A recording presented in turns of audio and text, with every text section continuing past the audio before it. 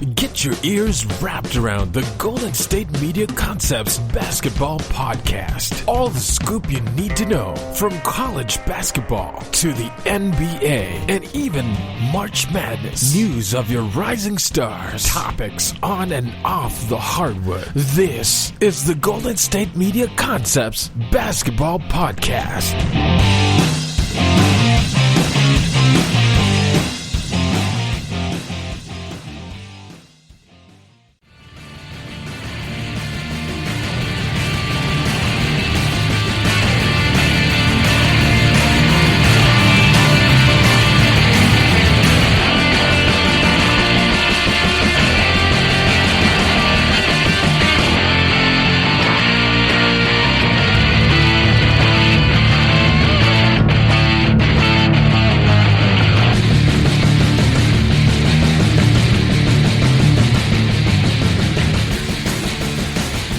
Welcome back to the GSMC Basketball Podcast, brought to you by the GSMC Podcast Network.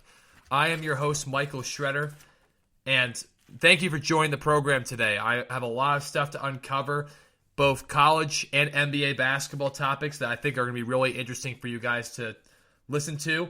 We're going to talk about the injury concerns going on with the Brooklyn Nets.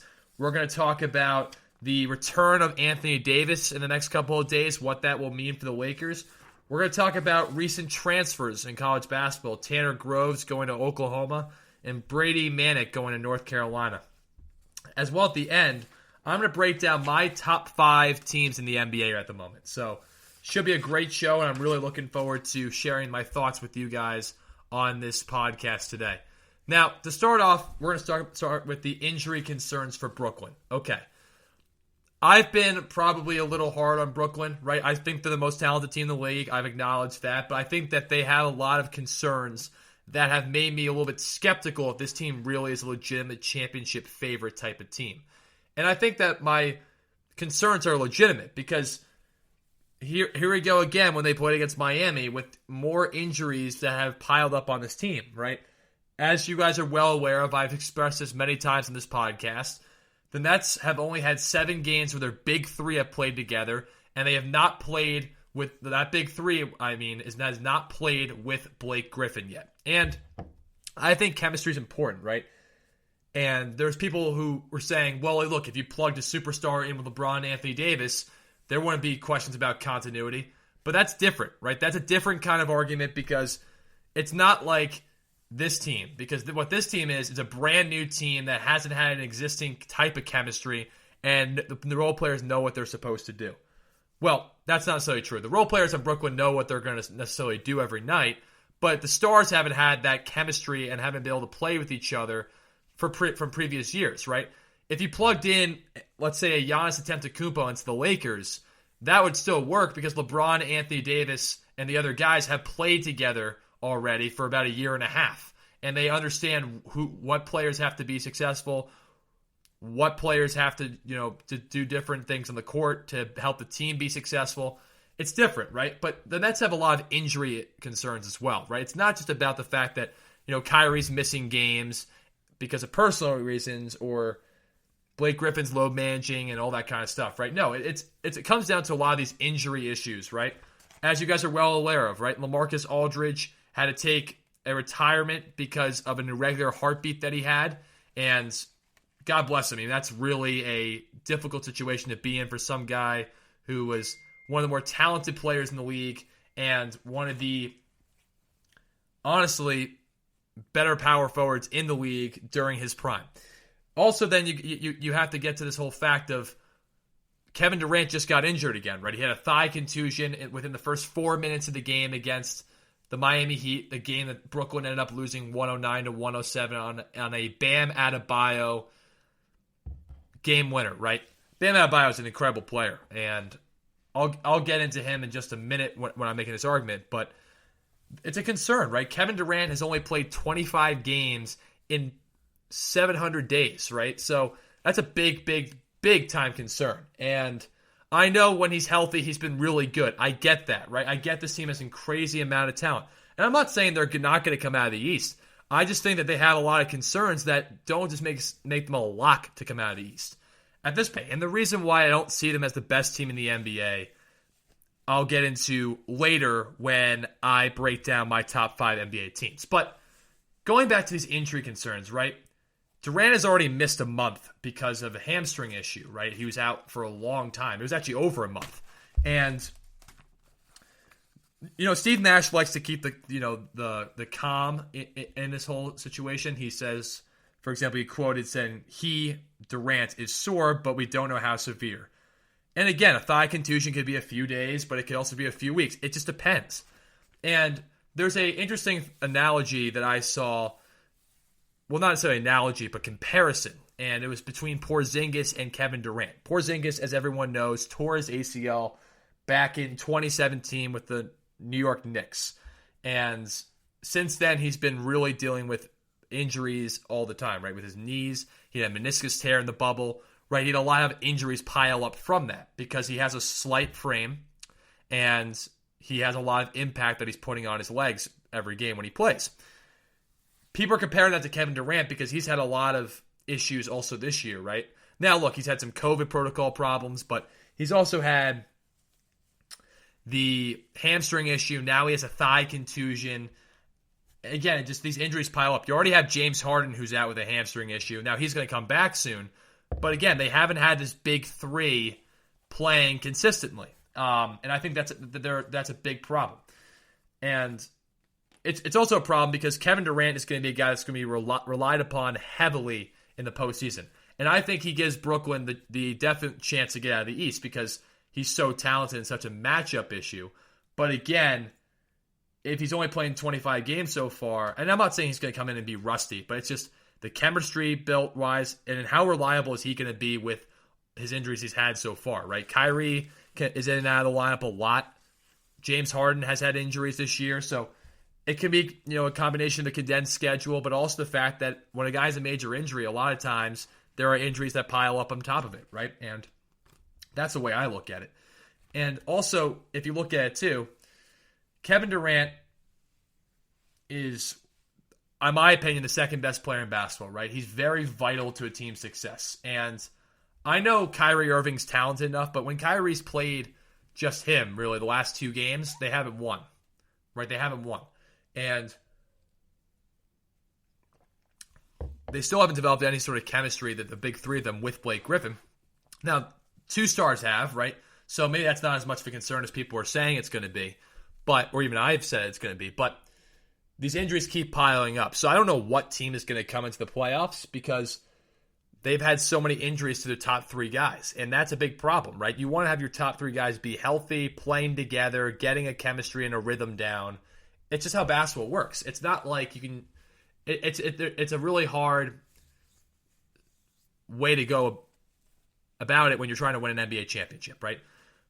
If LeBron James was hurt most of the year for Miami, it would have been very different when he came back too, when they started in 2011, right? It's just, you want your players fully healthy. You want them ready to go. Now, the thing that is interesting, though, is that the team definitely has bought into each other, unlike the Clippers last year. Like, everyone understands who the top 3 guys are, who are the role players. Like, guys get that. So, like, that's been developed. So, the guys, like, generally like each other and have built some sort of chemistry. So I think that makes a whole lot of sense. But there are some counter arguments that people are going to make that I'm going to dispel what the reason why those things or those arguments don't really have as much strength as people think, right? The first one is, well, when 2 of these stars have played together, they have been virtually unbeatable. They're 20-6. Okay, yeah. But here's the thing, right? They're expecting to have all 3 of the guys back, right? And when they've had all 3 of the guys back, James Harden's had a major decline in his field goal attempts, right? He's went from about 17 a game down to 11 when the big 3 happens. He becomes more of a facilitator and doesn't do what he does best, which is facilitate and score. I think that's why he's been so good this year, is being able to sacrifice the scoring a little bit, but still be aggressive and putting pressure on the defense, right? And like I said before, right? Harden's field goal attempts are down. And I understand Harden needs to be the point guard, but he also needs to be aggressive looking for a shot. Now, why is that? Why does he need to be aggressive? Because that's what allows him to get a lot of these assists. If he's aggressive going downhill, if he's aggressive looking for his shot, that opens up opportunities for a guy like Kevin Durant to get easy looks, who's a great catch and shooter. Joe Harris, right? Blake Griffin either shooting threes or cutting to the basket. Nick Claxton, DeAndre Jordan, right? Think about DeAndre Jordan's production when James Harden's been in the lineup, right? He gets a lot of easy lobs around the basket and a lot of easy points for him because James Harden is really good at passing the basketball, especially because I think he's showcasing way more in Brooklyn. But I think he needs to be aggressive. And his field goal attempts going way down, I don't think helps Brooklyn out, because if Kevin Durant and Kyrie or one of them has a bad shooting night, you need James Harden to be aggressive looking for his shot as well as trying to get guys involved. That's the one, I guess, piece of that these people who are making this argument don't really understand. Like, I get the two players have played well together, and they play together. Maybe that's a different story. But I think you need all three, because I think Philly's incredibly talented. I think that Miami's not going to be an easy first-round series if that happens.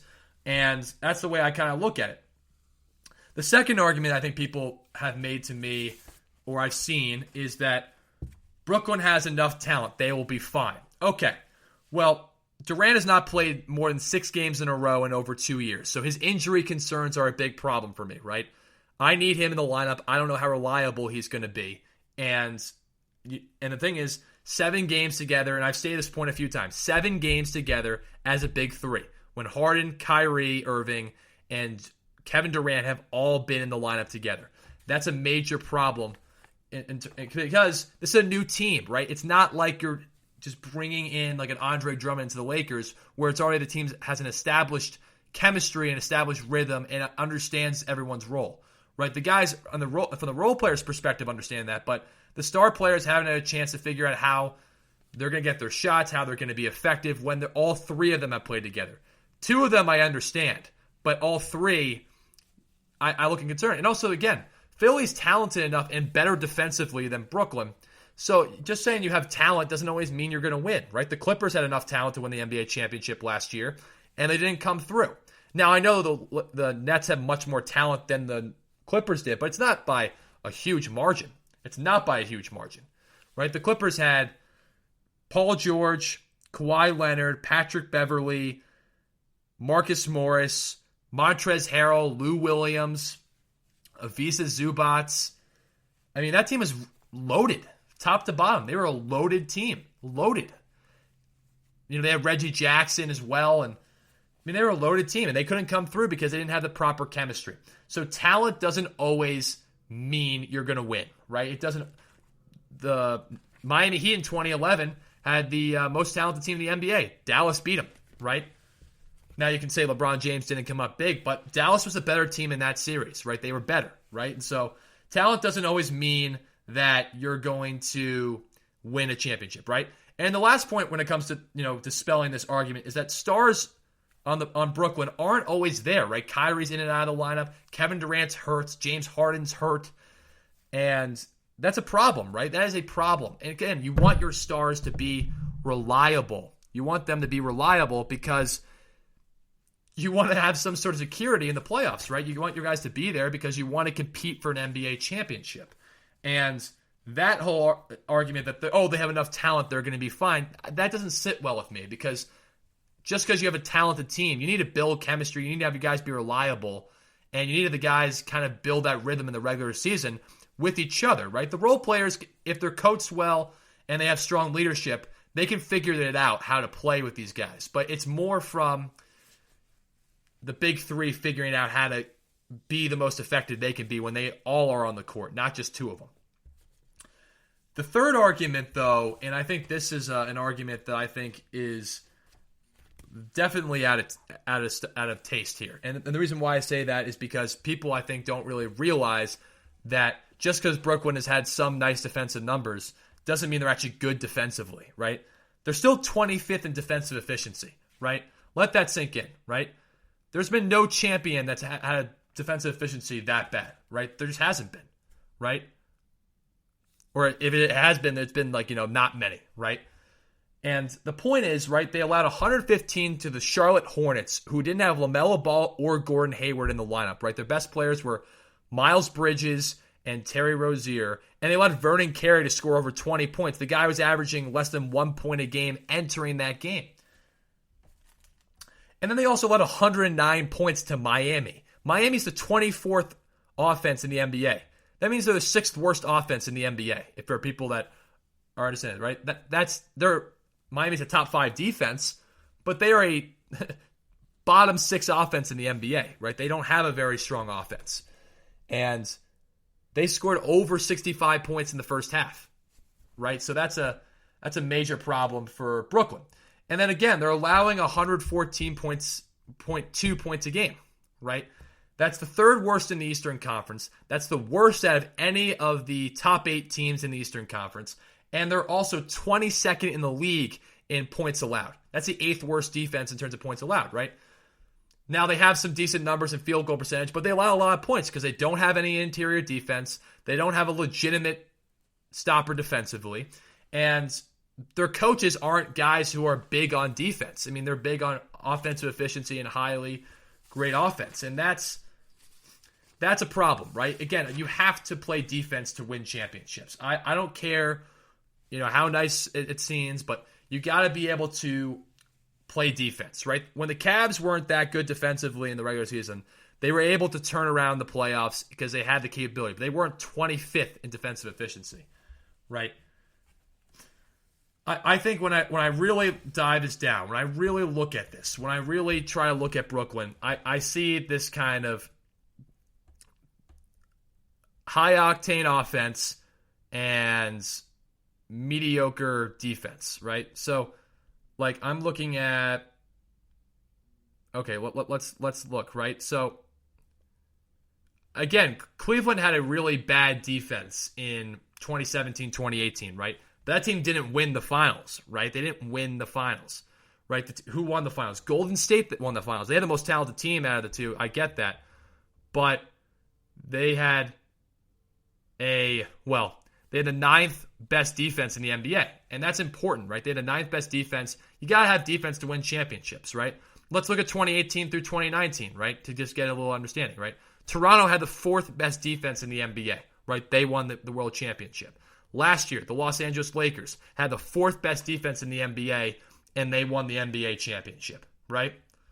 We can even look at 2015 through 2016, right? Cleveland had the 9th rated defense that year. 9th rated, right? Why did they win the championship in 2018 with LeBron? They didn't play well enough defense, right? You got to play defense to win championships. And the fact that they have the 25th ranked defensive efficiency in the league, right? The fact that they're 22nd in points allowed. The fact that they're the 3rd worst in the Eastern Conference in points allowed. And the worst out of the top 8 teams that are actually in playoff contention at the moment. That's bad, right? That's really bad. And the only teams that are worse than them at the moment are Washington, right? And Cleveland's better than them. I'm looking at that right now. And also, if you look at other teams across the line, right? In the West, right? I'm looking at their teams, right? Phoenix is a top six defense. The Jazz are a top 5 defense. Clippers are a top 10 defense. The Lakers are the best defense in the NBA, right? The Warriors are a top 5 defense. It all comes down to defense, right? It all comes down to that, right?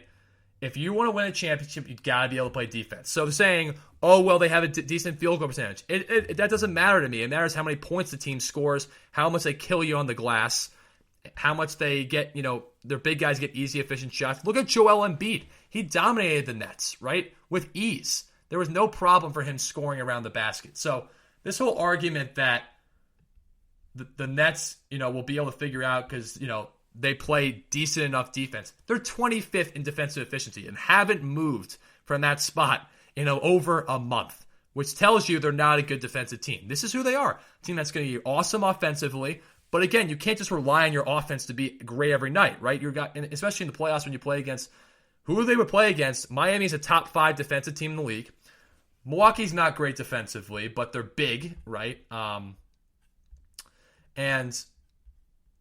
Milwaukee's 9th defensively. That's That's still good, right? They're not great guarding the three, but they're still good, right? And then if they played Philadelphia is the second best defense in the NBA, right? So this whole argument that, oh yeah, they don't need to have the great defense to win. No, I think they do, because they have to be able to stop people, because you're not going to just rely on great shooting every night, because the playoffs, you're not going to shoot well every single night. It just doesn't happen, right? And I think, that's the whole argument I have there with them, right? The injury concerns are because I think they need to build more of a continuity on defense. I think they need their guys reliable and healthy so they can, build this big three together with Blake Griffin and all these role players.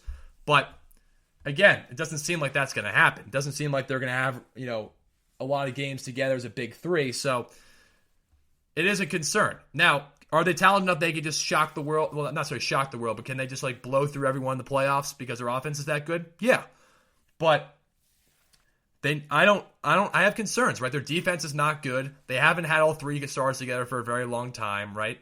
And these guys, and again, they won't have an easier path than the Philadelphia 76ers, right? Philadelphia will most likely play Charlotte, Boston, or Atlanta, or maybe the Knicks, and then the Nets, right? The Nets would have to play Miami. And Miami's a tough series in a 2-7 matchup. Now, I would take Brooklyn and win that in 6 or 7 games, but actually probably just 6 games. But it wouldn't be an easy series. Miami's talented enough, if they got Victor Oladipo back, to at least give Brooklyn a tough series. Milwaukee's good enough where they can give you a 6 or 7 game series. And then Philadelphia, I think, could totally beat Brooklyn. So that's the whole argument I have with this one. And look, the injury concerns are definitely something that I look at Brooklyn. You got to be a little concerned about. You got to be concerned about it, right? And this is the reason why I've been more concerned and not as high on Brooklyn as maybe other people have been, because I think they have some issues they need to at least get better at and address for me to have more faith in this team winning an NBA championship. And that's where I go with this whole argument. We're going to take a quick commercial break here, but when I come back, we're going to talk about the news of Anthony Davis coming back into the lineup for the Lakers, what that means, the positivity of that for the Lakers, what I also need to see from Anthony Davis, because I do have some concerns when he comes back as well. And then later on the show, I'm going to break down, as I kind of teased a little bit in this segment, my top 5 NBA teams, where I will show you where Brooklyn is ranked in that, and teams like Philadelphia and Utah and the Clippers, all those kind of teams are going to be in that top 5 too. So it'll be a great segment. Also going to bring up some college basketball later too. So all that will be back on when we come back onto the program. See you guys in a few. Are you looking for the very best NFL and college football podcast? Then check out the GSMC Football Podcast. Get the latest football news both on and off the field. From the NFL Draft to trades to the rumor mill to the NFL Combines. They got you covered. That's GSMCpodcast.com/football-podcast. Get updates on college rivalries, game day insights, and much, much more. It's football talk the way you want it. This show eats, sleeps, and breathes football. Don't forget to like them on Facebook and follow them on Twitter. Visit GSMCpodcast.com for more info.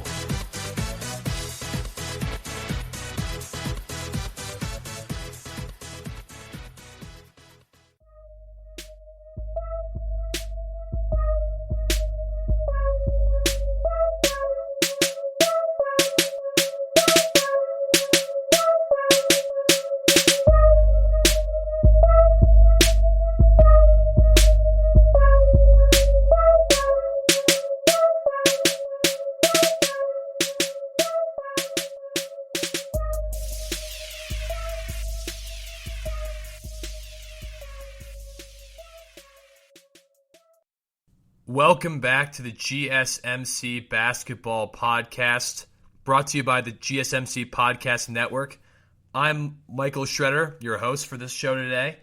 If you missed my last segment, which I greatly encourage you guys to check out, I talked about the injury concerns plaguing the Brooklyn Nets. And I went into some counter-arguments to that and why those arguments don't make a whole lot of sense, and why I'm a little bit more concerned about Brooklyn going forward, even though I do acknowledge that they are going to probably be the favorites to come out of the East and have the most talented team in the NBA. Also, check out later in my show as I break down different college basketball transfers and their impact at different schools they're going to, as well as my top 5 teams in the NBA. That'll be a really fun segment, and I encourage you guys to listen to that when we get there. Now, this segment is going to talk about the return of Anthony Davis. That's right. Anthony Davis is going to be coming back at some point this week. He's already been scheduled for full contact practices. Now, he's been out since February 14th with his Achilles tendinosis, calf strain kind of issue. And like I said before, he's cleared to work for full contact, worked in practice, and Lakers will evaluate him this week based on how he's doing. He's been doing that so far, and it's basically, according to Frank Vogel, it's more about his conditioning level than anything right now, because he doesn't want him to go back and be in poor condition where he can't have his legs under him and he can't have the proper speed and ability to have his muscles be able to withstand all that pounding that he will be absorbing in the games. And again, when you're not in as good a shape, your muscles aren't going to be primed and ready to go. That's why LeBron really doesn't get hurt very much, right? Because his conditioning is always on point. He takes care of his body really well. Now, the Lakers currently sit at the 5th spot in the West, right? They just lost to Utah, 113-97 the other day. Utah shot 57%. It was a really good performance by Utah, right? Rudy Gobert just really made things tough for Andre Drummond. Andre Drummond shot 3 of 12 from the floor, had 8 points. He's really struggled, actually, since becoming in a Lakers uniform. But he's had some good games, but he's had some really head-scratching games that have made me a little bit concerned about him. But I think also what people don't realize about Andre Drummond is that he's not going to be asked to score 20 points a night. He's going to be asked to score 10 to 15, right? Because LeBron and Anthony Davis are going to do a boatload of the scoring because they're that good. Now, the reason why the Anthony Davis thing is good, right, is because you're getting back another great star who's a top 5 to top 10 player when healthy, right? The issue, though, was he was having a down year statistically, right? He was averaging only 22.8 points a game. He was averaging like 8 rebounds. He was averaging 1.8 blocks a game, but he wasn't shooting as high percentages as he normally does. He wasn't being as aggressive. When I look at Anthony Davis, there are some concerns coming back, but it's good to have him back, obviously, because when he's fully healthy, when he's fully ready to go, he is really good. And in the playoffs last year, he was really dynamic and really good for the Lakers. He was a key, piece, and obviously why they won that championship, right? He was big in series after series, making plays and producing at a high level, fighting through injury and pain and being able to get through and win that championship. So this is obviously a really good thing for the Lakers to get him back and see what they can do with him, right? See how, he does when he comes back. But the big things I want to see, right? The big things I want to see when he comes back are a few things, right? A few things. How aggressive is he, right? Because he wasn't as aggressive this year as I thought he would be, right? I thought a lot of people thought he was going to take that step to MVP level. I thought he was going to be one of the better players in the NBA. I thought he was going to be in that conversation. Yeah, but I didn't expect LeBron James to take the boatload of the work and have to carry most of the load, right? So that's one thing. I need to see how aggressive he is coming back. 2, I need to see his conditioning and fitness level, right? Because when you're out that many games, you definitely lose a level of conditioning because, you're not playing basketball, you're not playing it consistently. I want to see how he is. I want to see how he, plays and how restrictive the Lakers are. I'm assuming they're going to be very restrictive for him as he comes back.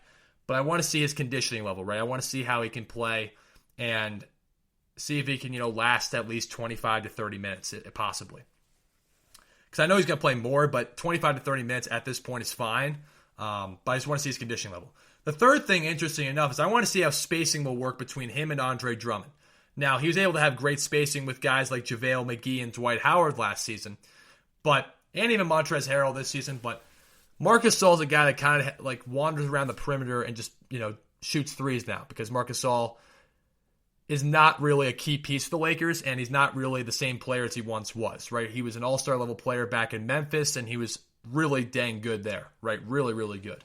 However, Andre Drummond's different, right? Andre Drummond is a more talented offensive player than a Dwight Howard or JaVale McGee. He definitely wants the ball more. But I think that if they work this correctly, this could be a great pairing because defensively, those both guys can definitely do a great job on the glass. And they can also do a great job of just making shots really difficult for guys going to the paint. That was what the Lakers were so good at last year. They could be good at that this year. Offensively, though, I want to see a definitely good spacing from these teams. In terms of, if you have good spacing, you're going to win, right? When I mean good spacing from teams, I want to see good spacing from the Lakers. That's what I meant to say. And the Lakers have a great opportunity to see how this works, right? How can Anthony Davis, who's a guy who plays a lot from the mid-post, high-post area, right, where he likes to face up and, shoot his little step backs and try to go to the rim and stuff like that, how he and Andre Drummond are going to work. Now, I think that they can work great. I also think that there could be some problems there, right? Because Andre Drummond's not a shooter, and he's a guy that's going to clog up the paint. So if Anthony Davis is aggressive and plays this right and plays it smartly, it could work really well, right? If Andre Drummond understands his role, it could work really well. But there is that concern about spacing, which I think a lot of people aren't bringing up, right? Because, again, even though I think the Lakers, when healthy, are I think the team that's going to win the NBA championship, I do also acknowledge that there is some concerns with Anthony Davis and Andre Drummond. I think Andre Drummond, LeBron James won't have really any issues because LeBron's more perimeter-oriented and he's a great passer, right? Anthony Davis is not really an exceptional passer. Last year, I know the bubble, his stats were not great when he was getting double teams, right? He had a high turnover percentage, and his field goal attempts are way down, all this kind of stuff, right? But I think the ultimate thing to break down with this is just that, again, they're two bigs who like to dominate in the paint, right? Anthony Davis is more finesse, he likes to shoot a lot more jump shots and face up more than a guy like Andre Drummond who likes to play from a power standpoint, which means basically just kind of bullying guys to the basket, using his physicality through rebounding, through that kind of stuff to be effective. But I think it could work out, but I think that's something I need to see. How is that spacing going to work out, right? Now, after Utah, here's the Lakers have a relatively light schedule, right? They have Dallas twice. Dallas is not like a light opponent, but I'm saying that compared to Utah and the Clippers and the Bucks, they are a lighter opponent, right? And Brooklyn also, right? They're 7th in the West, right? So that's going to be a flip-flop either way, right? Dallas should be favored in those games, obviously, because of the fact they have more talent. But if Anthony Davis is back, that's pretty much an even matchup, and it'll be interesting to see how those go. But then they have the Magic, who are one of the worst teams in the Eastern Conference, the Wizards, who are one of the worst teams in the Eastern Conference, then the Kings, not very good, and the Raptors. The Raptors are 10th in the East. They're playing better, but they're not really a great basketball team. They've really underachieved this year, and other people on this podcast have talked about the Raptors and why they haven't been as good, right? So that's their next 6 games, right? So that's a great opportunity for Anthony Davis to come in and play against some light teams, play 15 to 25 minutes, and see what he can produce, see what he can do. It'll be interesting to see how this all unfolds because I think these are great opportunities to really get a guy back in the rhythm, right? Throwing him against teams like the Suns or the Jazz or the Clippers or the Nets, saying, okay, go get him. That's a little difficult, right? You got to build your rhythm against teams that aren't as good because those games you should win even if you don't play your best, right? That's a thing to take away from that. Now, the Lakers are 1-2 with just Anthony Davis, right? I think LeBron James is clearly the MVP of this team. He's the most valuable player because he does so much and it really impacts winning in a more positive way. But this is a great chance for the Lakers to hopefully pick up some wins and get Anthony Davis some rhythm because after these 6 games, they play the Clippers and Nuggets again. So if Anthony Davis plays 4 of those 6 games and gets a good rhythm, especially, look, if he doesn't play against Dallas, okay, but if he plays against the Magic, Wizards, Kings, and Raptors, he can hopefully build up some rhythm and some conditioning and see how his spacing can work with Andre Drummond. Because when you play against the Clippers, who are surging right now, right? The Clippers are playing excellent basketball. And the Nuggets, who just had an incredible win against the Grizzlies the other night from an incredible performance by, I think, the MVP of the league in Nikola Jokic. So those aren't easy games, and you wouldn't want to throw Anthony Davis in those games, right?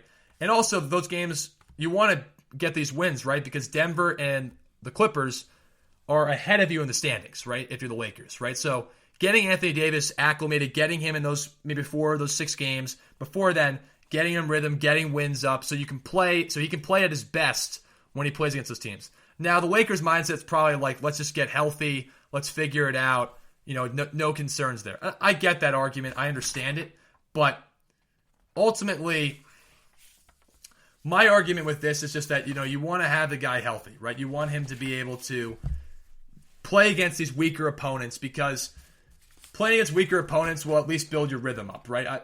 I can say from experience, right, when I played high school, right, if you're coming back from an injury stuff, playing against a weaker opponent, you build that rhythm up because, it's not as high stressed, right? You're playing against Denver, the Clippers, and you're not playing your best. That's a big time performance and game that you have to win. If you don't play at your best and you're thrown into the fire against a team that's going to have better defensive matchups for you and be more physical and have more talent, that's tough, right? That's going to be tough, especially defensively for him, because if he's required to do so much more defensively against those kind of teams, you throw him back in there just coming off and not having the proper conditioning, that could bode big problems down the end. So I think they need to play him against those weaker teams. Another point I want to say is that this is why the regular season actually does matter. And, everyone wants to say it doesn't matter. And the people that say that, I don't really get that argument. Because, look, I get that super teams are created and that they're created because they want to build a lot of talent to prepare for an NBA championship. I've expressed this last week on my podcast and on this show, which I kind of said basically how super teams are just not really a good thing for the NBA, right? They're just not. And this is why the regular season is important, though, because Anthony Davis needs these games to get back into proper conditioning, get his rhythm back, understand how to space out with Drummond, figure out how to be more aggressive. Just get that dominant Anthony Davis back for the playoffs, because LeBron James, I think, needs games too, obviously, but I think LeBron's been experienced enough where he's one of the only guys in the NBA I'm not really concerned about, right? Like Kevin Durant, I'm only concerned about his injuries. Like, I know when he gets in the postseason, he's going to perform, right? Because he's experienced. He has the experience to be there, right? LeBron's another guy, like, he's going to get himself back into tip-top condition. He always has. And he's going to be ready for the playoffs. Look, does that mean they're going to win? No, it doesn't necessarily mean that. But you need Anthony Davis at his best level. You need him healthy. So this is why the regular season is important, because you're playing him against weaker opponents, or you're playing him in games that he needs to play in so he can build a rhythm, build that chemistry, and understand, okay, here's where I need to be in offense to maximize my success as well as maximize Drummond's success and Schroeder's success and Kuzma's success and Ben McLemore and Talen Horton-Tucker, who had 24 points the other night. So that's the argument I got to make there for there. But the big thing is he needs to stay healthy, right? He needs to play these games and stay healthy because they need him in the postseason, right? LeBron James can lead them, to the Western Conference semifinals or Western Conference finals. Like, I can acknowledge that and sit there and say, okay, I get that argument. But what's interesting, I think, is that when you look at this argument and when you look at, I think, with Anthony Davis, he needs to be healthy, right? He's had an issue with injuries in the past. He's had an issue of staying healthy. And ultimately, when I look at the Lakers need two stars at least to dominate to get past these teams in the West, right? They need LeBron James and Anthony Davis of last year to come back and dominate, right? LeBron, again, like I said, not as concerned about him, right? But I'm more concerned about Anthony Davis because of his health and also his lack of aggression he had this season. And that's where I kind of look at it for them. But another thing is, like I said, LeBron's going to be fine, right? Because of the way he plays, right? He's unselfish. He has a determination for team success. He's the best player in the NBA. He's won 4 championships. He's been to 10 finals, right? The list can go on for LeBron James. But, I'm looking at Anthony Davis, right? And Anthony Davis is very much down statistically from last year, right? Obviously, this year he's at 22.5 points a game, 8.4 rebounds. And he's shooting a good percentage from the floor, but his free throws are way down. And his PER is pretty good, but it's not as high as it usually has been.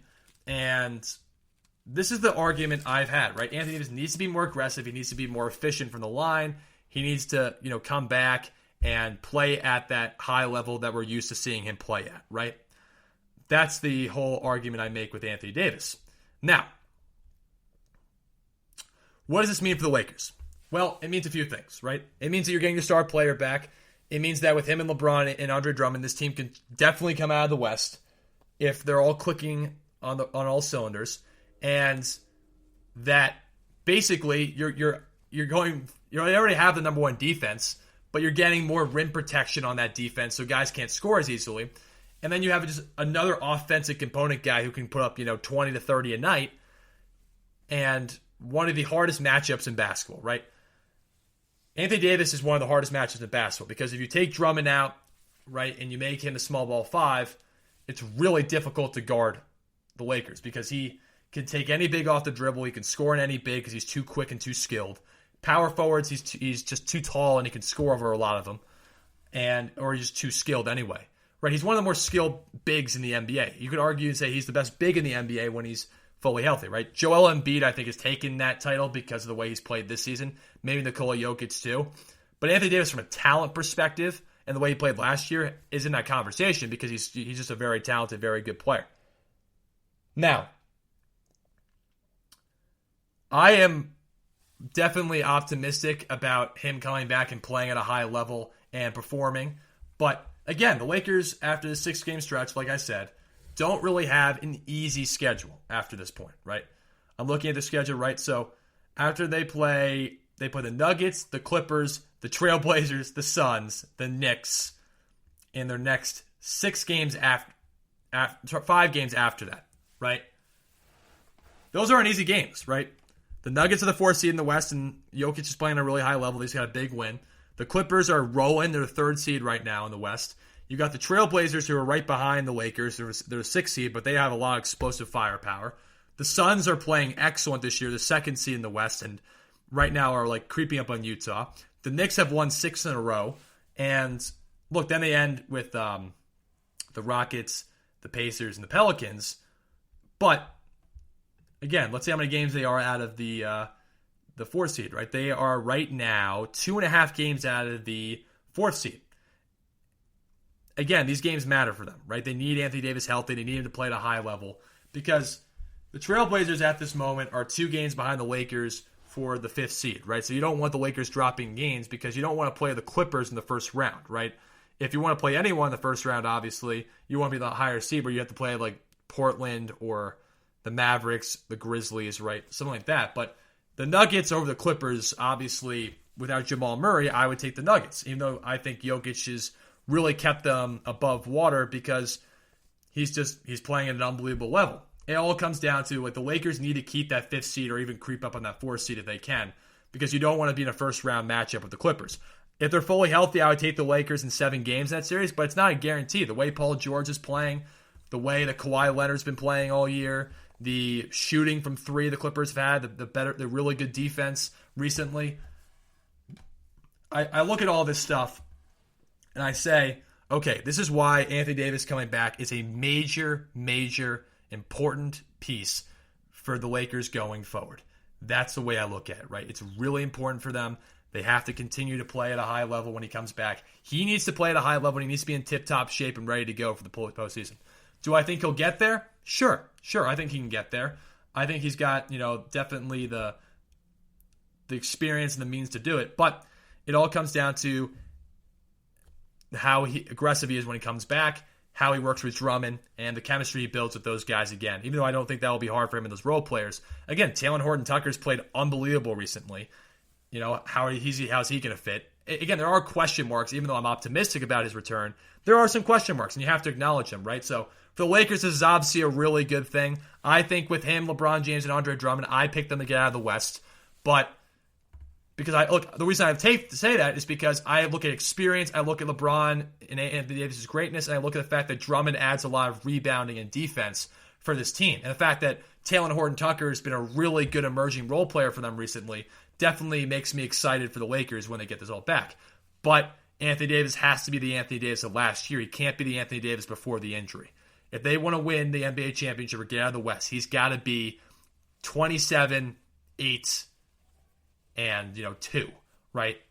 Rebounds could be a little higher than that, but he's got to shoot better than 71% from the free throw line and all that kind of stuff, right? So great that he's coming back. Right now, from what I hear, they're really being careful with him, but it's very close on his return. And we'll see what happens when he comes back. We'll see how he plays, but it'll be really interesting for sure to see how this all unfolds. We're going to take a quick commercial break here, but when I come back, we are going to break down the recent transfers in college basketball that I think are going to make immediate impacts at their schools. They're 2 big men, and we'll see how they go at their schools and the impact that they'll make. Later on the show, I'm also going to break down my top 5 NBA teams and why I say the list I do, and again, why I think these teams are ranked in the order I gave them. So all that going to come back on as we come back from this break. I will see you guys soon. Tired of searching the vast jungle of podcasts? Now listen close and hear this out. There's a podcast network that covers just about everything that you've been searching. Hey! The Golden State Media Concepts Podcast Network is here. Nothing less than a podcast bliss with endless hours of podcast coverage. From news, sports, music, fashion, cooking, entertainment, fantasy, football, and so much more. So stop lurking around and go straight out to the Golden State Media Concepts Podcast Network. Guaranteed to fill that podcast itch. Whatever it may be. Visit us at www.gsmcpodcast.com. Follow us on Facebook and Twitter, and download us on iTunes, SoundCloud, and Google Play.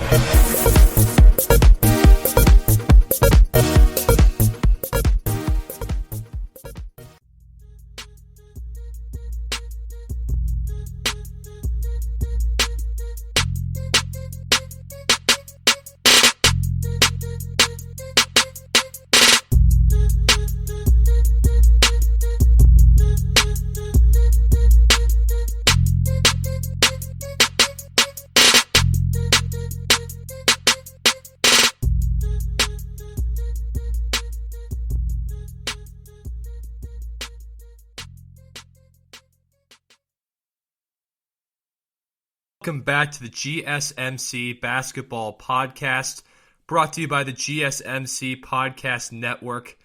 I'm your host, Michael Schroeder.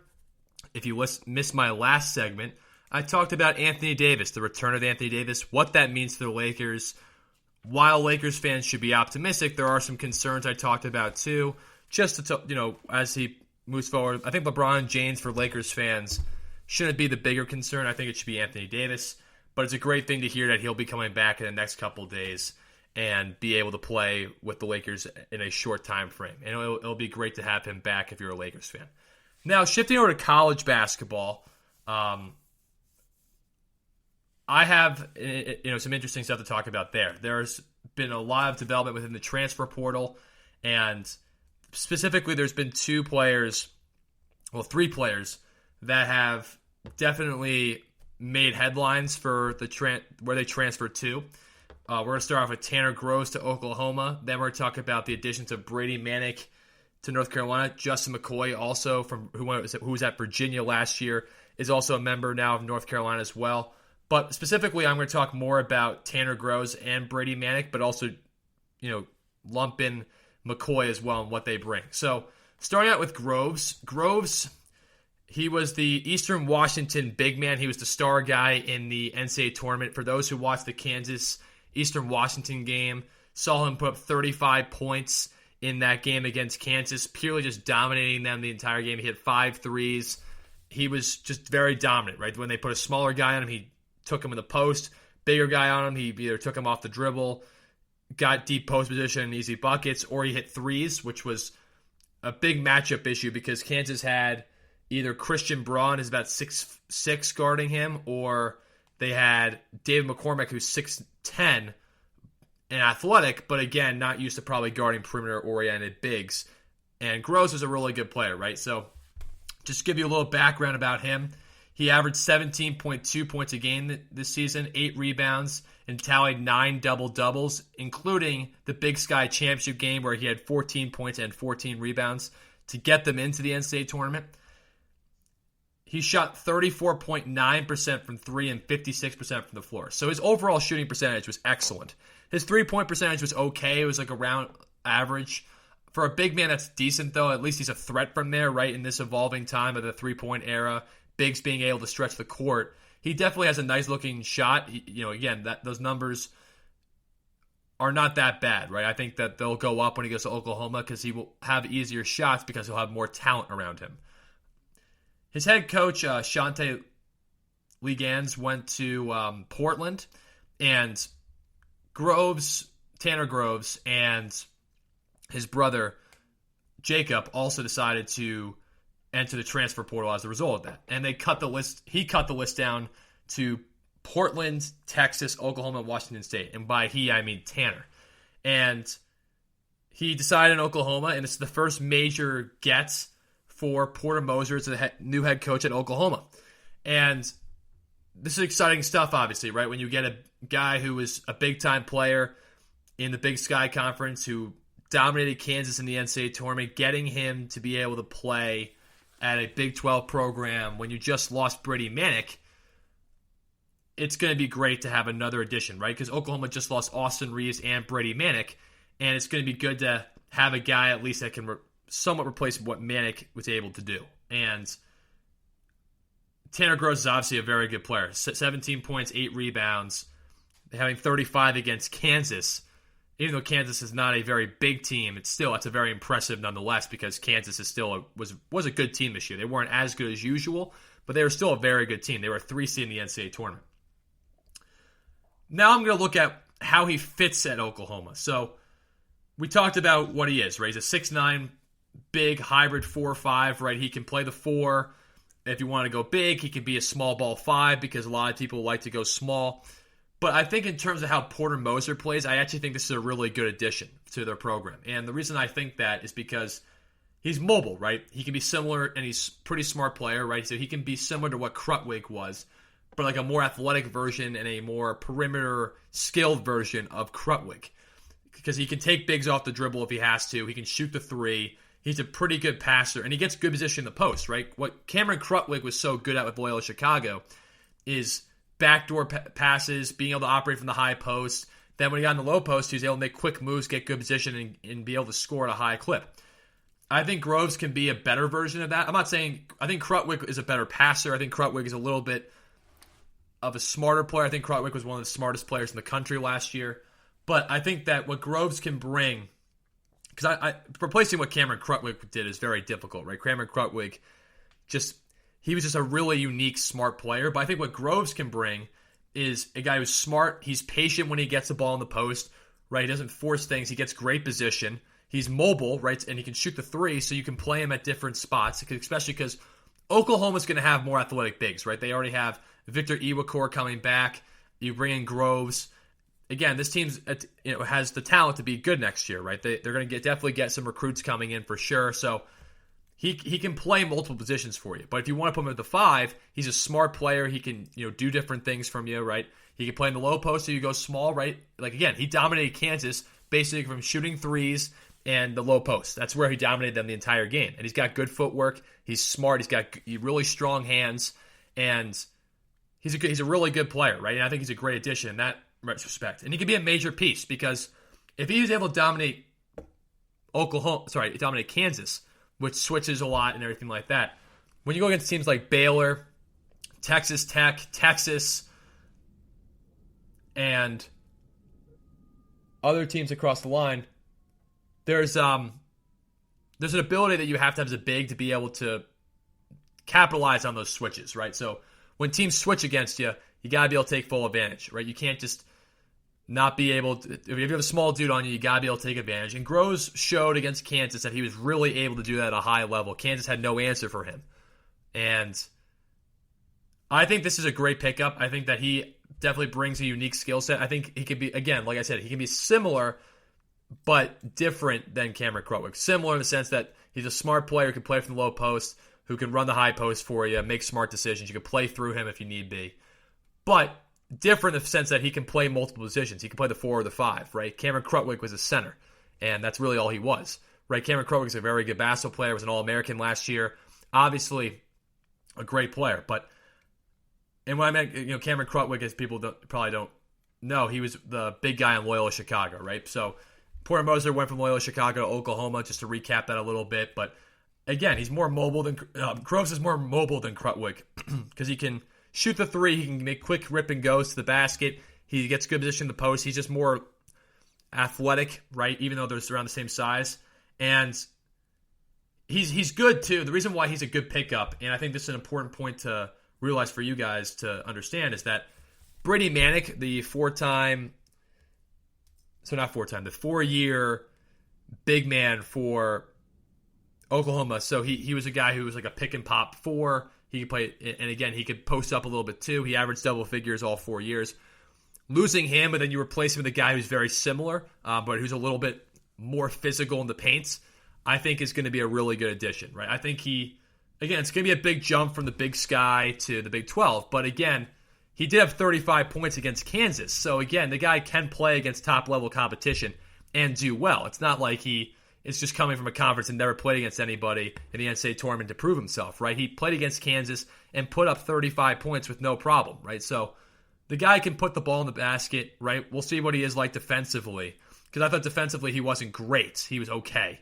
But he's athletic, he's mobile, he can bring a lot to your offensive game plan, and I think that's a great addition for them moving forward. And I think that's going to help them out as they continue to progress and get better with the transfers and the recruits going forward. Because I think for Oklahoma, right, you have a new coach, you're trying to figure out how your team's going to be next year. I think for Porter Moser, this is, again, a great addition to their program, a chance for them to really capitalize on the transfer portal, because transfer portal is bigger than it has been in a lot of years. So it's going to be really cool to see how this stuff all unfolds and how they continue to build in the transfer portal, and also just from recruiting as well, because I think Porter Moser's got a big job with that, but he's a good coach. He's established a really good program at Loyola Chicago, and I think he'll establish what he wants at Oklahoma, because he's been around the game enough to know what he wants and how he's going to use it appropriately. But also coaches who've been around enough understand how they're going to have to change their scheme a little bit, not necessarily change the way they want their players to play, but change how they're going to use them, because, again, when you play at Oklahoma, you're playing with more talented individuals than you're playing at Loyola Chicago, right? You're playing against better competition. Even though Loyola Chicago has been able to do really well in the NCAA tournament against the top teams, getting a guy from Eastern Washington who is very effective against big-time competition, and the fact that he can play the 4 or the 5 for you offensively at a high level, it's a really good pickup in the transfer portal for them. Now, a guy who did play for Oklahoma and now is going to play for North Carolina is Brady Manic, right? Brady Manic is a 6'9", 231-pound power forward. He averaged 10.8 points and 5 rebounds during his senior year this season. He averaged double figures all 4 of his years as he was there, right? He was able to play 20 minutes from his hometown. He was almost 38% on threes this year, 37.5 to be exact. And Hubert Davis said he was a must, right? Because he wanted a guy that, as a big, that could stretch the court, make their high-low easier to do, and make more of a threat from their big guys. And he can shoot the ball really well. A lot of the coaches, like Bill Self, said he has like the quickest release, and the fact that he's 6'9", it's very hard to block that shot. And that's the way it went down for him. So again, how he fits, right? I think in North Carolina's case, Manic fits really well with what they want to do, right? North Carolina is a team under Roy Williams, and I assume Hubert Davis will tweak it a little bit but keep it similar, that recruits a lot of bigs. They like to play fast, play a lot of high-low, dominate you on the offensive glass. And last year they specifically played a lot of high-low because they had 2 bigs at the court every time who were 6'9" to 6'11".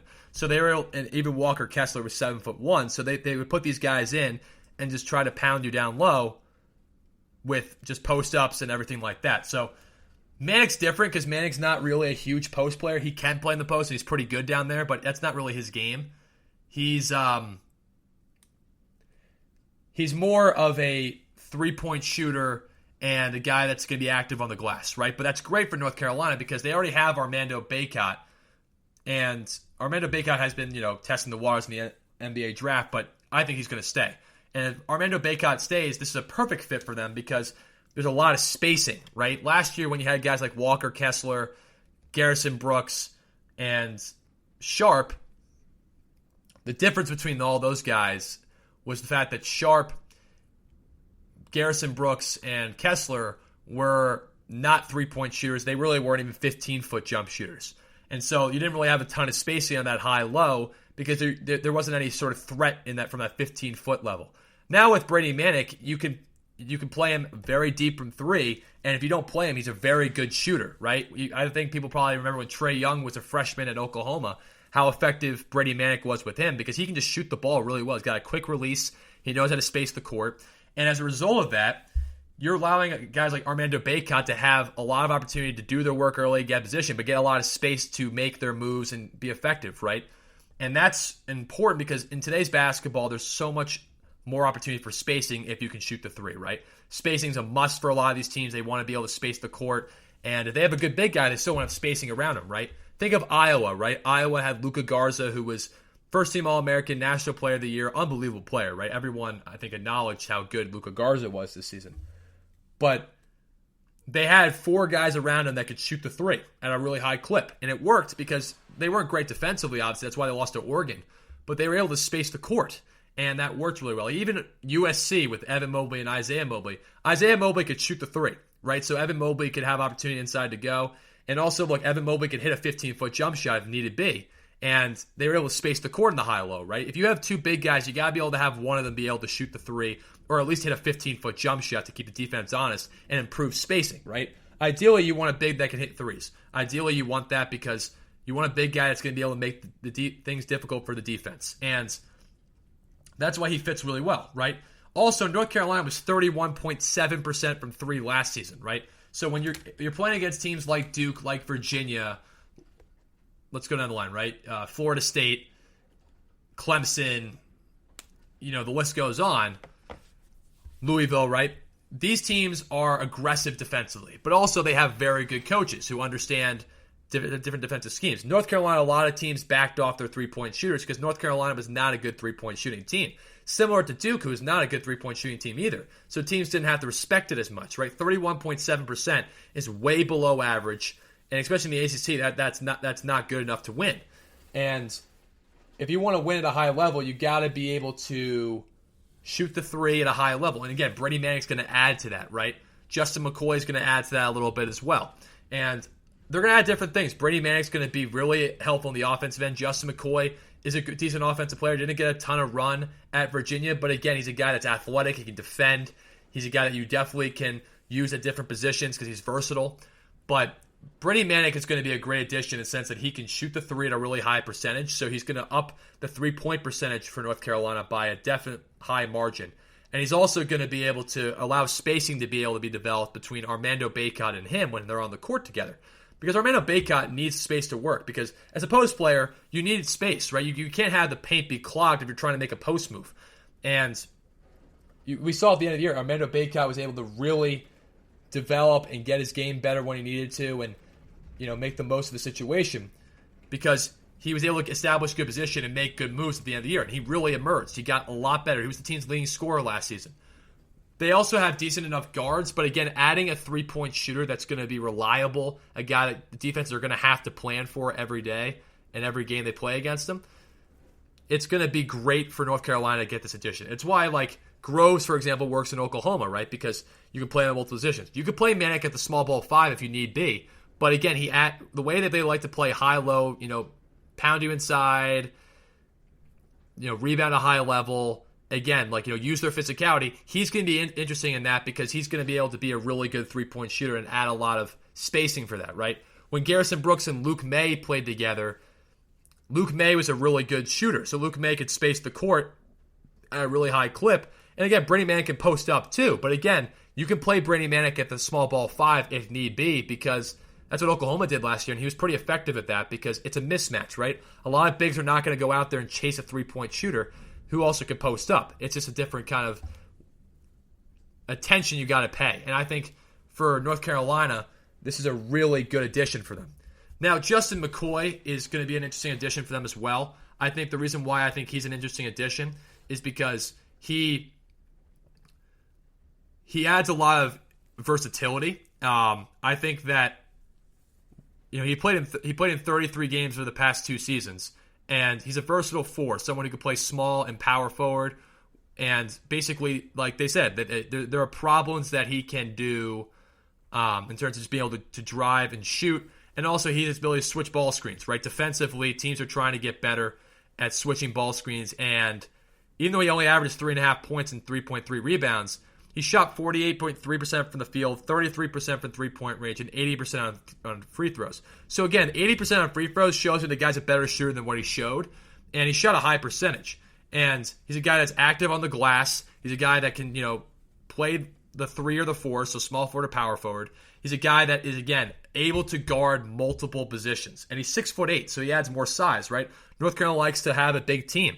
He's a guy that can play the 3 if you want to go big with him, Manic, and Bacot. You can put him at the 4 if you just want to go him and Bacot or him and Manic, right? Again, there's very high amount of options you can do with this guy. And I think like Brady Manic adds a lot of shooting and front court versatility. So does McCoy, though, because McCoy also is a guy who can play good defense. I think what's interesting about it is that because he came from Virginia, right? Virginia's been one of the best defensive teams in the country. And you look at North Carolina, they have guys like coming back, Puff Johnson, Leaky Black, Kerwin Walton, Caleb Love, R.J. Davis, and again, it will be interesting because you look at this team. Look, even if a guy like Armando Bacot leaves, right? So let's say Armando Bacot leaves, right? They have North Carolina's going to be able to attract big men, but they also have Brady Manic already there, and you can put Justin McCoy at the 4 because he can get to the basket at a high level if need be, right? He's athletic, so he can rip and go by bigs, and he also he can shoot the 3. But the thing that I think he adds the most value is defensively because he comes from a defensive mindset coach.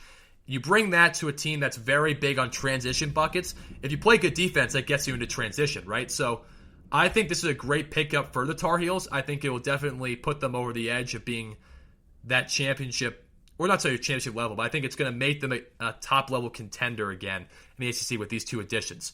I think Oklahoma's going to be in a better position than Big 12 because they have now a big that is really skilled at the 4, that they can place in an athletic shot-blocking 5, and they can play great defense under Porter Moser. So both of these all these transfers that I just listed are very good for their certain amount of teams, and it'll be interesting to see how this all works out as we get to college basketball season next October. So it'll be really interesting. But we're going to take a quick commercial break here, but when I come back, we're going to break down my top 5 NBA teams based on the regular season right now. So all that will be coming back up when we come back from this break. See you guys in a few. This is your ultimate stop for everything sports. The Golden State Media Concepts Sports Podcast. Should I say more? From the NFL, MLB, the NBA to MMA, it's all in here. The Golden State Media Concepts Sports Podcast. Listen now.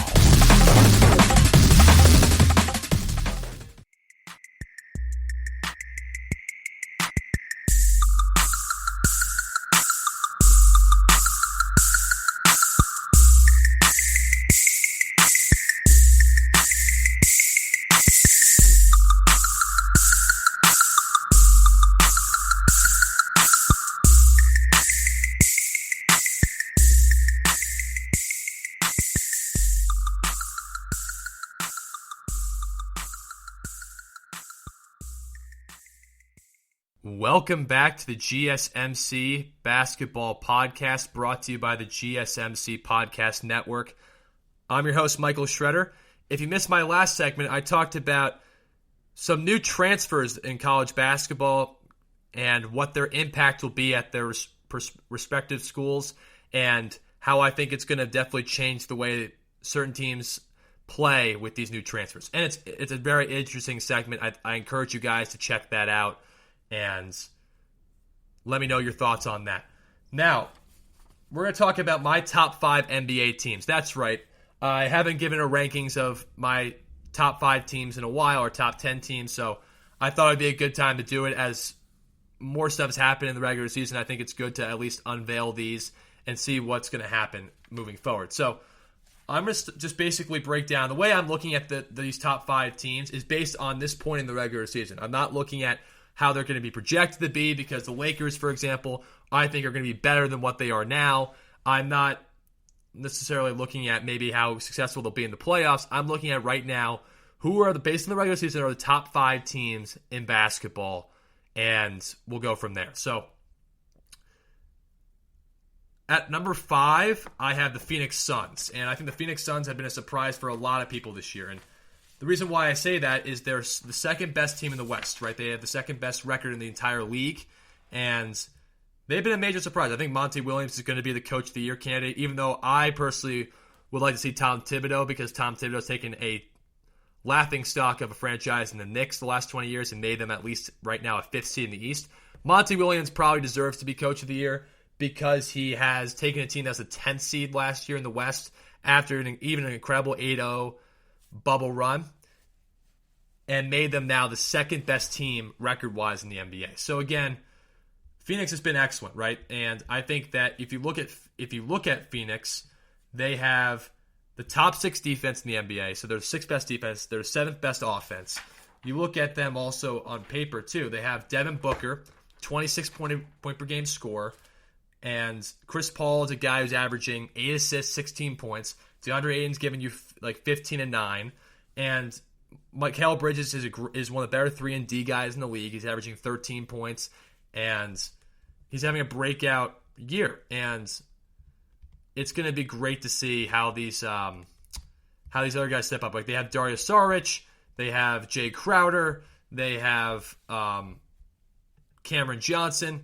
Again, I'm looking at Mikal Bridges. He shoots almost 42% from 3. His career average is 37, a little under 37%. So he's really made a major jump. He's averaging 12.9 points a game now. My apologies, but I look at this Phoenix team, and again, they have a lot of really good things going for them. My big thing with them is just their experience. These guys are really, really good and should not be taken lightly. But again, the only guys that have playoff experience on this team are Dario Saric one time, and then Chris Paul and Jay Crowder. But again, Devin Booker, their best player, has not had any playoff experience yet. Doesn't mean Devin Booker's not going to go dominate the playoffs, which I think he has a great potential to do. It's just that is a question mark, and whether that's fair or not, that is the question mark surrounding this team. And also, Utah, who people are like debating them with, right? They've beaten Utah, they've beaten the Philadelphia 76ers too, and the Clip and they've beaten a bunch of other good teams too, like the Lakers as well. But their thing is that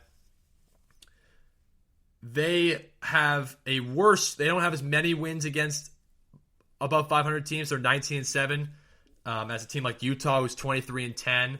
But again, it's just about consistency, right? Like they had a chance to narrow the gap more than 1.5 games behind Utah, and they lost to the Spurs with like a bad game, right? So they're really, really good. They're coached really well, but again, they're not always as consistent as I would like, even though their record's really good. They're just a hard team to figure out, right? Are they a regular season wonder or not? I mean, I think Devin Booker is an unbelievable player, unbelievable talent. I think he's one of the best young players in the league.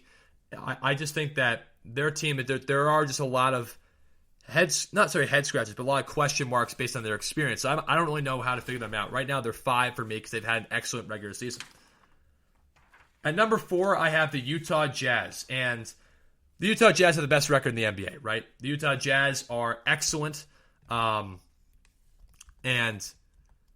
I think a lot of people look at them in that light. Like they're very, very good. Utah right now is 4th in points allowed.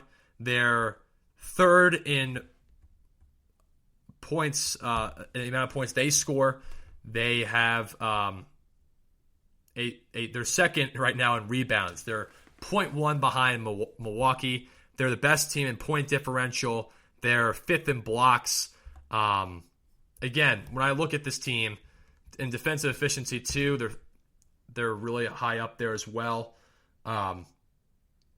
What's interesting too is like when I look at this team, right now they're 4th in defensive efficiency, right? So that's really important, right? Because they have Rudy Gobert, Royce O'Neal's a great defender.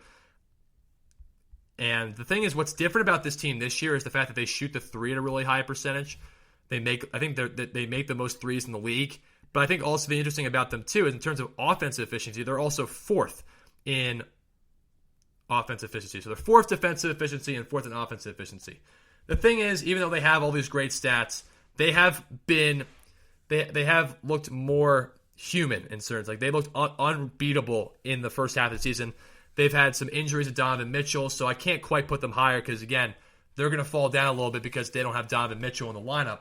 And they've lost to teams like the Sixers. They've lost to the Clippers. They've lost to the Lakers. They've lost to the Suns. Again, I think they're really, really good. The reason I have them above the Suns is because they have a little bit more experience in the playoffs. I know what Donovan Mitchell is going to bring. And I know I'm basing this off the regular season. They also have a better record, right? So they're a slightly better team, in my opinion, because they have the better record. I know I'm basing this mostly on regular season, but I am also looking at, like, okay, are these players experienced enough in big games to win when it matters most? And I trust Donovan Mitchell at this moment because I've seen him do it. Not saying Devin Booker can't do it because I think he'll be really good once the postseason comes, but I think that Utah right now is slightly above Phoenix because they have the better record, and I trust their experience a little bit more. And they're better defensively and offensively than Phoenix at this moment in time. Number 3. And everyone has heard me talk about, I talk about them once every couple of shows, the Brooklyn Nets, right? They have the second best offense in the league, right? And they, well, they're an excellent team on the offensive end, right? They are second in points. They average 119 points a game. They're the best team in the league in field goal percentage, and they are just an incredible team, right? Kyrie Irving, 28-point game scorer. Kevin Durant, around 30 points a game. James Harden averaging 25 and 11. So, and they have guys like Blake Griffin and Jeff Green and Joe Harris. They are probably the most talented team in the league. I've acknowledged it. They're the most talented team in the league, and their offense is unreal, right? They have a really, really good offense that has helped them become a very successful team. With that being said, they did just lose LaMarcus Aldridge, so they don't really have a ton of reliability at front court depth. They lost the Sixers and Heat recently, and their defense just isn't very good. I've said that many times, right? Like I said, another thing I wanted to point out too, the one positive of this team, right? They shoot a lot of threes and they make them, right? They're third in 3-point field goal percentage, and that's important too, right? The NBA is a huge 3-point shooting league, and they got a bunch of guys who can shoot it at a high clip. Now, the reason why I had them at 3 and not 2 or 1 is because they've had a lot of injuries recently, right? Kevin Durant just went out with a thigh contusion. Reported today, James Harden had a setback in his hamstring recovery, right? So he had got an MRI, which showed some setback in his hamstring, so they don't know how long he's going to be out. The playoffs start in 4 weeks, by the way. So they have a lot of injury issues, so I don't know the reliability of their stars as much. They don't play great defense. They're 25th in defensive efficiency, 22nd in points allowed, and they're the worst in terms of points allowed defensively out of the top 8 teams in the Eastern Conference, and the third worst in the entire Eastern Conference. So they are not a very good defensive team, even though they're so good offensively, which I think is the reason why they're still in the top 3, because they have a really good record against teams above 500. They do.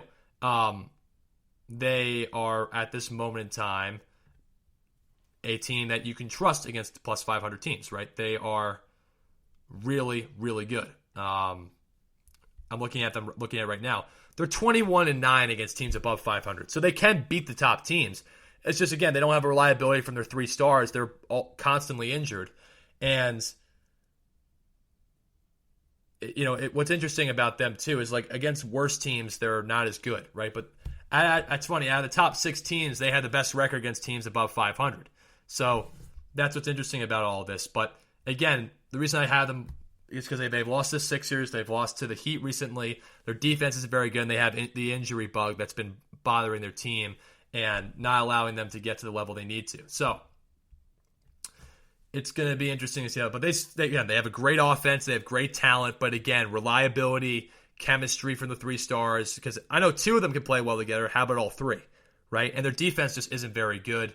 So I look at all that and I say, okay, Brooklyn is better than Phoenix and Utah because they've beaten Phoenix with just James Harden, and Utah doesn't have the offense that Brooklyn has or the talent. And their record against teams above 500 is not as good, right? They're 24-11, which is still really good. It's pretty similar. I mean, Utah's been really good this season, but Utah's hasn't been as good in recently as Brooklyn has been. Brooklyn lost 2 straight, but Brooklyn's above the Jazz because from a talent standpoint, they're better. They've been a little bit more consistent, at least of winning the big games when they have a fully healthy roster. And again, they're so hard to stop offensively. But it'll be interesting to see how that all unfolds. Now, that's my team at number 3. So again, number 5, Phoenix Suns. Number 4, Utah Jazz. Number 3, the Brooklyn Nets. At number 2, and this is another team I've been kind of hard on because of how they played last year in the bubble, but it's the Los Angeles Clippers. They're the number 2 team in the NBA at this moment. They have played exceptional basketball recently. Again, I'm looking at their the recent play. Again, they beat the Blazers last night, and previously their loss against the Sixers, they won 8 in a row. So they've won 10 out of their last 11. Their only loss coming to the Sixers by 3 points, right? Beat the Blazers last night, blew out the Timberwolves, beat the Pistons twice, they beat the Pacers, they beat the Rockets, they beat the Suns, the Trailblazers, the Lakers, right? And this is after coming off 2 bad losses, but they have been one of the hottest teams in the NBA recently. And the reason why they are number 2 is because Paul George has emerged, right? He's averaging over 32 points a game in his last 11 games. He had 33 last night in a kind of a defensive slugfest at a certain period of time. They didn't shoot very well from 3. But he's playing at the highest clip recently, I think, since his MVP season. And this is important, and this is the reason why they're number 2. Because he's playing like this team can definitely win it all, right? If Kawhi's healthy and Paul George is playing at a high level, this team, if Paul George plays like this team could totally win the NBA championship because they have a top 10 defense. They have the best offense in the league. They're the best three-point shooting team in the league. They have beaten teams that are high level and good teams, right? So a team like Utah, they've beaten Utah. A team like Phoenix, they've beaten Phoenix. They haven't beaten the Nets yet. But again, recently they've been playing better. That's why I put them over the Nets, because they've been playing more consistent basketball of late. And that's the reason I put them over the Nets at this period of time. And I think also just like the fact that Paul George is playing at this high of a level is the real reason, right? And Paul George, everyone knows, right? He didn't have a very good postseason last year. He got really heavily criticized, and rightfully so, right? He's one of the top 15 best players in the league. And from a talent standpoint, you can say top 10, right? He's an incredibly talented player. And Tyronn Lue is putting him in positions where he can get efficient shots, right? Because Kawhi can kind of just do his own thing. Everyone knows that. But Paul George needs to have touches in certain positions to be effective, right? And he can create his own shot as well as any guy in the league, but he has his specific spots and specific ways he likes to get the ball. So Tyronn Lue has worked with him on that, and they've worked together really well. And now Paul George is playing the best basketball of the season for him, and one of the best stretches, if not the best stretch of his career. So this is really important for the Clippers. They've been shooting the ball lights out from 3. Their role players have really been stepping up. Again, Ivica Zubac is playing at a really high level recently. And I think for them, right, they still don't have guys like Patrick Beverley, who's always injured. But they have, look, again, Zubac at this moment in time is averaging 9 points, 7 rebounds. And it's not just the fact that he's been, again, I'm looking at him right now. Zubac had 10 points and 6 rebounds, then 13 points the previous game. But the problem is with the Clippers is just how consistent are they going to be when we get to the postseason, right? I think right now is the way they're playing, winning 10 out of their last 11 games. They are the second best team in the league because outside of the Knicks, they're the hottest team in the NBA. And they're winning games that I think last year they wouldn't have won based in the bubble, like against Portland when they're down late. Paul George is hitting big shots late. Again, when they're big games, he's been showing up. He had 33 against the Sixers recently as well. So again, this guy is playing at the highest level that I think he needs to play at for them to win a championship. And I think that's important as they continue to move forward, is that their defense is getting better. They have the best offense in the league. They can shoot the 3. Paul George is playing great. The role players are stepping up. Now just get Kawhi Leonard and Serge Ibaka and Patrick Beverley healthy. This team can compete, right? This team is really, really good right at this point in the regular season. Now, it will tell how they do in the postseason, right? Because Paul George has had 3 really bad postseasons recently, right? Against Utah in 2018, against Portland in 2019, where he had some really bad games. And then last year was obviously just like a really, really bad postseason for him just in general. He just did not play very well. He had some good games, but the majority of his games, he did not shoot the ball very well. He was, he had his 4 for 17 in that game 7, lost to the Nuggets. So this stretches the reason why they're number 2 is because it's the regular season and they've been playing incredibly well and they're one of the best teams and hottest teams in basketball at the moment. And they're beating really quality teams, and Paul George is playing at a really high level. So they have a great opportunity to continue to build on this and get better as things continue to move forward. But I think right now they're number 2. And at number one, I think this will be interesting to see how this stuff all unfolds. The number 1 team on my list, the number 1 team, is the Philadelphia 76ers. Which will be interesting, because they just lost to Golden State, but they didn't have Ben Simmons or Tobias Harris in that game. When they've had those guys, they've been really, really good. All right, Joelle Embiid is playing at an incredibly high level. He had an off game the other night and still had 28 points. So Joelle Embiid is playing at the best level of his career at this moment in time. And if you watch him, right, he's averaging 29.9 points a game, 11.2 rebounds. He's shooting 51% from the floor, a little under 38% from 3, and 85% from the line. If he played enough games and you looked at his PER, he has the best PER in the league, and he's top 5 in win shares. So the guy's playing incredibly, incredibly well, right? And if you want to look at just like the recent games, just to give you an understanding against the best teams in the NBA at this moment in time, he has had. Let's just look at his last 5 games.